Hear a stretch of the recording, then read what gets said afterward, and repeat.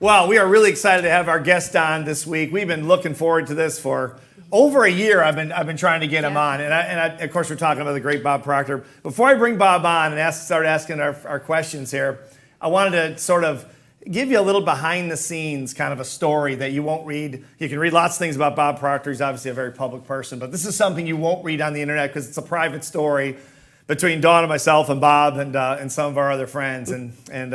So what it was is 1998. I was just starting out as a speaker, 32 years old. My business partner, Bill Gove, was 85, father of the industry, but trying to get back in the business. And Bob knew what we were trying to do. And he called us up one day, and I think it was late 1997. He said, hey, I got a speaking gig for you. And 7,000 people, Kansas City. You guys work on Friday night, open the convention at 9 o'clock at night. And then I work at 9 o'clock in the morning after that.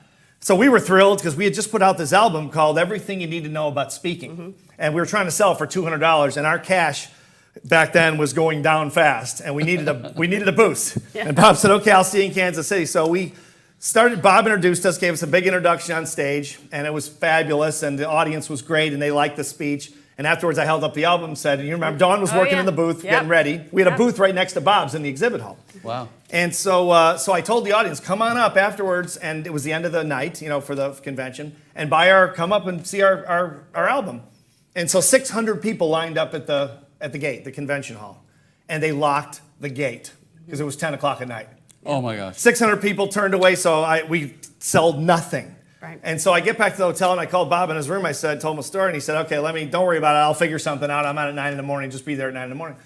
So me and Dawn and my mom and dad, and Bill Gove, of course, were there in the nosebleed. And Bob gets on stage, and he says, hey, and he holds up our album. He says, how'd you like, Steve and Bill last night? And they cheered and everything. And Bob said, I'll tell you what, they locked the exhibit hall last night, and you need this album. As a matter of fact, you need this album so badly that our booth is next to the Gove Seabold booth. If you only have $200, you need to buy their album and not mine. Bob had a new album out, and he had thousands of them that looked like in the booth, and we had like 80. And so they did. They lined up, and they bought our album at 600 and something people, and they bypassed, in some cases, Bob's booth, and Bob's business partner was livid. Mark was upset. He was very upset at Bob. But that $127,000 we made that day launched our company. Sure. I mean, that literally gave us the chance to be in business in Bill's last 5 years of his life. And I think that it's 25 years ago. I don't know how you thank a guy for doing that, but that's who this gentleman really is behind the scenes, not the public persona, but the real man. And so, as always, Bob, we appreciate you. We love you, and we appreciate you being on the show. That's interesting. I was still thinking, I can still hear Mark. He was unhappy, Bob. Who was working with me at the time. We had put this album together just for this conference. We were going to sell it. No one bought ours. They all bought Bill's. And what really made him upset, I went and stood at Bill's and Steve's booth. I didn't stand at ours. The people were all going there and buying it. Right. I think he's still upset about that. You were like a magnet, Bob. They were just over to you right away. That was good. Bill deserved that. Bob tells me about a week before, he says, you got to build a wall of them. Bring all the albums you can build. And so you'll have a display, and we'll put them right next to it. And so I get there. Remember, you were with me. Yeah. We got there, and we looked at Bob. He's got, literally, you must have had 2,000 albums on that booth, Bob. Some crazy. Like it was a wall of Bob Proctor, this album. And he goes, we had 80, because that's all we could afford to print. And so record. And so Bob says, where's the album? So what's this? And I go, that's everything we have. He goes, oh boy, okay. Remember you sold them that first day before we even went on stage. The 80 were gone. Yeah. So yeah, That was so good. yeah. That was good. That was a great night. So Bob, tell That was us. a good night for Bill. Oh yeah, It was a good night. He deserved that, you know. yeah. He was such a good guy, yeah. Well, he talked about that till the day he died, Bob. You know that. Yeah, what a guy. Well, so tell us how you got started in the business, Bob, for people that don't know your story. It's been, what, 50-something years? How'd you get started in this whole thing? No, it was last October, I started 60th year of studying this book. It was October the 21st, 1961. And a man gave me this book, Think and Grow Rich. And you'll see over my shoulder here are all the original books, all the little red books there. Yeah. They're all Napoleon Hill's original ones, 1928. But at any rate, the man gave me this book and he said, Bob, if you'll do exactly what I tell you and read this book every day, he said, you can have anything you want.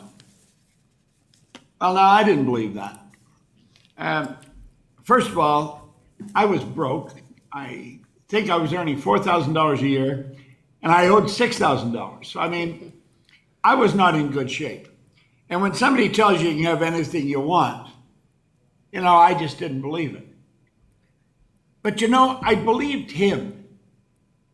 And I don't know why, but I started to do exactly what he told me. And my whole life changed.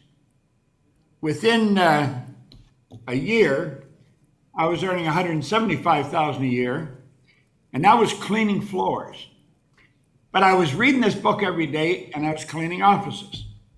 Do you know, in less than 5 years, I was cleaning offices in Toronto, Montreal, Boston, Cleveland, Atlanta, and London, England. And I was earning over $1 million a year.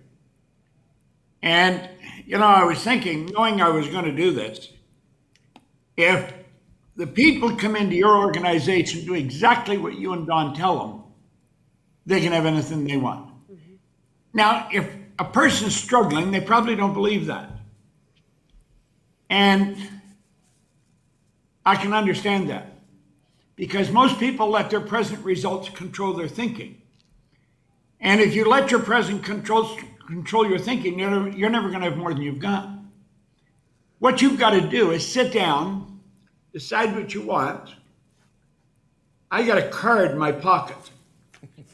I've had a gold card in my pocket every day since October the 21st, 1961. And everything I've written on the card, I've achieved. I would suggest you do the same thing. Where'd you get the gold card? Where did that come from, Bob? Did you come up with that, or was that in the book?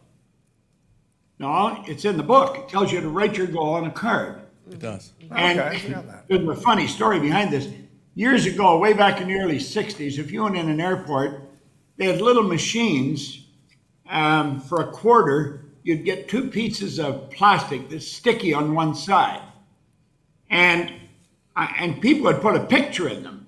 Well, I would take and I'd write my goal, and then I'd put these 2 pieces of plastic on it. But all the sticky, gooey stuff would work its way out to the edge. And so you had a card in your pocket with a bunch of stuff stuck all around the edges. And I was working at Nightingale Conant in the late 60s. I went over to Dorothy Parrow, run the warehouse at Nightingale Conant. I said, Dorothy, can you get me a little plastic card like this? Or a sleeve? And she said, sure. And so that's what she did. She got me these little cards made, or sleeves. And I've had these little cards. I can't get this card out of here now. It's been in here too long. There it is. See, there's a little plastic sleeve, and the gold card goes in it. And there's psychology behind this. When you write your goal on a card, what you're really doing is creating an image in your mind. So you're painting the picture with words on the card. But that picture is also impregnated into a group of cells in your brain. And when you put your hand in your pocket and touch the goal card, sensory factor touch is affected. It sends a light message screaming through the central nervous system and strikes those cells in the brain. they're activated, they increase in amplitude of vibration, the pictures in them flashes on the screen of the mind. That's how language works. As I say words, we trigger pictures with the words. Like if I say your refrigerator, think of your refrigerator, a picture of a refrigerator comes out of your mind. And that is because you got a picture of your refrigerator tucked into cells in your brain. Or if I say, think of your car. Well, when we talk, what we're doing is triggering pictures in people's mind. If you have your goal written on a card, every time you touch it, the picture comes on the mind. And that's what people have to do. They've got to keep thinking of the goal, not the problem. That's great. That's great. Well, that's fantastic. Well, hey, when you started doing that, when I started back in the early '80s, I did the same thing. I read Think and Grow Rich. I wanted to turn my desires into gold, and so I took those steps, and I made those steps my steps. And it's fascinating to me that so much of that came true for me too. Well, anybody that follows what Hill talked about, they've got to win. Because, you stop and think, the man that Ray Stanford gave me the book, he said, Bob, think of this. He said, Napoleon Hill was mentored by the wealthiest man in the world, by Andrew Carnegie. Then Carnegie introduced him to 500 extremely successful individuals. And Hill studied them. Napoleon Hill and Henry Ford became very, very close friends. Well, he found there was a golden thread running through their lives. And this book is the essence of what he studied. So when you read the book, what you've got is the composite of the thinking of 500 very successful people.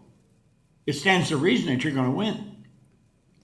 I also think it's like a blueprint because you can take your business and pattern it right after those principles. Absolutely. It is a blueprint. That's exactly what it is. Yeah. Bob, Good way of you have coached so many people in the world, and you certainly have coached, Steve and I through our careers, and we've done every single thing you told us to do. I've questioned it at times for sure, but I did every single thing that you told me to do for sure, and we've had a lot of success because of that. What is it in some people, or why would you feel some people are more successful than others? What is it? Well, I think, first of all, you have to define success. I define success. Earl Nightingale, I think, had the best definition of success. He said success is the progressive realization of a worthy ideal. If you know where you are and you know where you're going and you're progressively moving in that direction, you're a successful person. So, and as Earl said, you could be a business person with an estate of maybe $2 million and you're working towards 10, and you're progressively moving in that direction, you're a successful person. Or you could be a student in school with a C and D average and you're working towards an A and B average and you're progressively moving in that direction, you're a successful person. One person equally as successful as the other. So it's not so much what we have, it's the direction we're moving in. But your question is still a good question. I believe that some people follow the rules and some don't. It's like Tom just said, you could look at this as a blueprint for success. Well, if you get a blueprint and you follow it, you're going to come out with what the blueprint dictates you're going to come out with. Mm-hmm. But if you keep thinking you don't need that part of the blueprint, you don't need this part, and, I'll do some of it, but I'm not going to do all of it, you're not going to win. This whole universe operates in a very orderly way.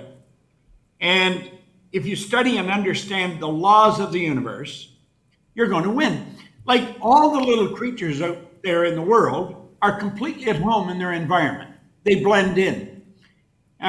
They operate by instinct, which is perfect. We're the only creature on the planet, so far as we know, that's totally disoriented in our environment. And that's because we have the ability to create our own environment. Where the animals out there, they can see, hear, smell, taste, touch. We can see, hear, smell, taste, touch. There are physical senses. As long as we live in a physical body and correspond with the material universe, we will use our senses. But that just helps us get in touch with what's outside. If you're going to be the creative being that God created you to be, you're going to have to use your higher faculties. You've got perception, the will, reason, imagination, memory, and intuition. Now, most people don't even know they have those. I just repeated them, but if you heard me, you might not remember all of them. And you've got to develop these. Like developing one of your higher faculties, you exercise them the same as you might your body. If you want to develop parts of your body, it's the repetition of certain exercises. It's exactly the same with the mind. Like I've developed my intuitive factor to a very fine degree. If I walk by a person, I know exactly what they're like, and I can tell them what they're like, and I do that all the time in a seminar. And I do it just to impress upon them what we're capable of doing. Your intuition enables you to pick up vibration. Your intuition is how the universe speaks to you. It's the way God talks to you. When you ask your question, the answer is already there. You couldn't have a question without an answer. Well, what you're doing is you're posing a question to the universe will answer you. It's your intuitive factor that gets the answer. You'll see people that are very intuitive and some that aren't at all, and yet we all have an intuitive factor. Your perception, I think our good friend Wayne Dyer put it very well. He said, when you change the way you look at something, what you look at changes. Well, that's changing your perception. And if we were to sit down, or if anybody was to sit down and say, I'm going to work at altering my perception of the business I'm in. Well, they would see that the business they're in probably offers them much more opportunity than they can now see. But if they shift their perception and looked at it different ways, that's what Ray Stanford taught me to do with this book. He taught me to look at it different angles, different ways. Our imagination. Hill said the imagination is the most marvelous, miraculous, inconceivably powerful force the world's ever known. We've all got one, but we don't use it effectively. Most people use their imagination, they're using it against themselves. They're imagining something terrible is going to happen rather than something wonderful. So it's these higher faculties that make us the creative creature that we are. And when I started to study this, I had no formal education. I had 2 months high school. I had a bad work record and I had a bad attitude. And I started to study this. And I started to do exactly what Ray told me. And I found I can take my pen, I can sit down, and I can write out what I want, and then I can go and get it. Mm-hmm.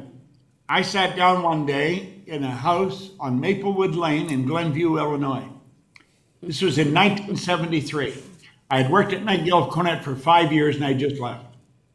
And I wrote down I'd build a company that operates all over the world. Today, the Proctor Gallagher Institute operates in 91 countries. It happens exactly as you write on the card, if you stay with it. I think the problem, Don, is most people don't stay with it. That's why some are so much more successful than others. I believe that if you don't study, you're not going to win. I study here every morning. And that's a habit. I write out what I'm grateful for every morning. And that's a habit, you know. Mm-hmm. Success is habits. I think Albert E. Gray put it very well in The Common Denominator of Success. He said that the success is in forming the habit of doing things failures don't like to do. And I think he's right.